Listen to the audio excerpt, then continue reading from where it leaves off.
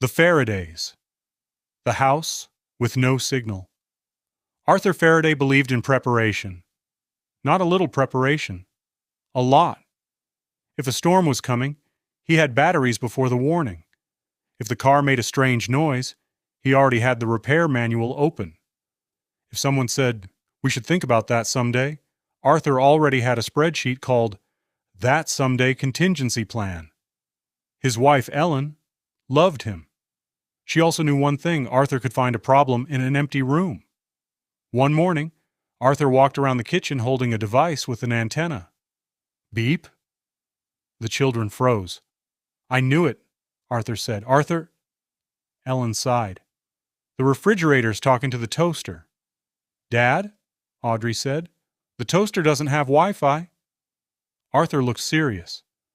Exactly what a toaster with Wi-Fi would want you to believe. Arthur saw a world where everyone was connected but nobody was together. Phones tracked people, cars remembered places, watches monitored sleep. Families sat in the same room but lived in different worlds. He loved his family, and because he loved them, he wanted to protect them. So Arthur made the most Arthur Faraday decision possible. He built the safest house in America. 3 weeks later, the neighborhood watched as Arthur covered his home with shielding paint. The walls, the microwave, the mailbox, even the garden shed. "Arthur," a neighbor asked, "are you protecting your house from aliens?" "No." A pause. "Not primarily." When the project was finished, Arthur held up his meter. 0 microwatts per square meter. No signals. The kids looked around. Their phones had no service. The gaming consoles wouldn't connect. The smart TV was silent. "Dad," Audrey said, "you broke the house." Arthur smiled. "No, I fixed it." The first week was awful. Then something strange happened. Dinner changed. Nobody checked their phones. Nobody disappeared into another room. They actually talked, which was annoying because now they had to listen to each other. Then came the rebellion. Rusty and Audrey launched Operation Wireless Freedom to sneak back their video games. They almost made it.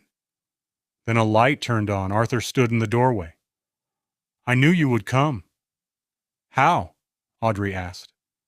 Arthur held up his meter. "You underestimate your father." Slowly, Arthur realized something. The house was safer. The house was quieter. The house was disconnected. But removing every signal didn't remove fear. One night, Arthur sat surrounded by emergency plans and backup plans.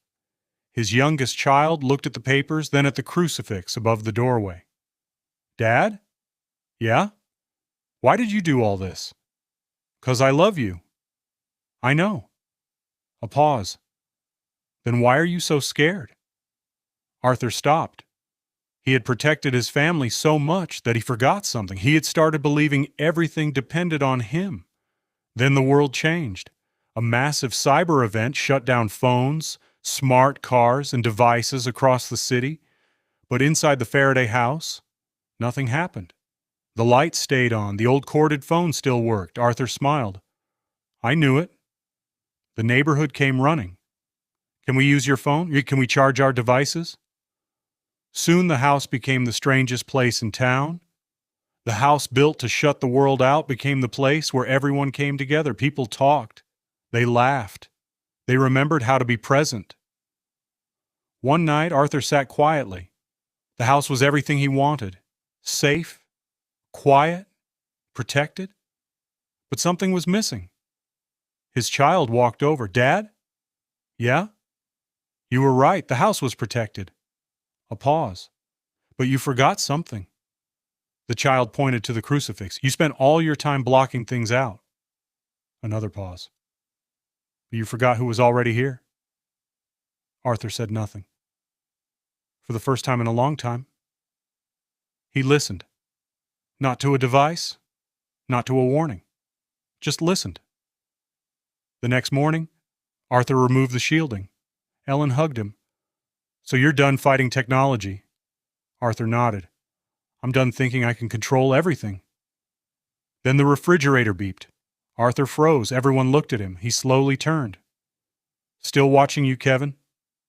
The kids laughed. Later, the family sat together, no phones, no distractions, just together. "Dad?" the youngest child asked.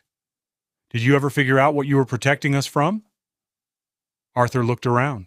His wife, his children, the cross on the wall, the laughter. Then he smiled.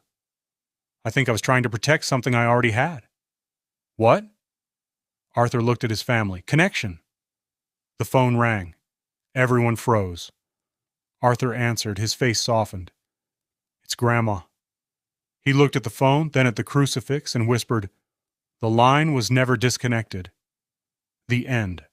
Special thanks to the one who never needed a signal.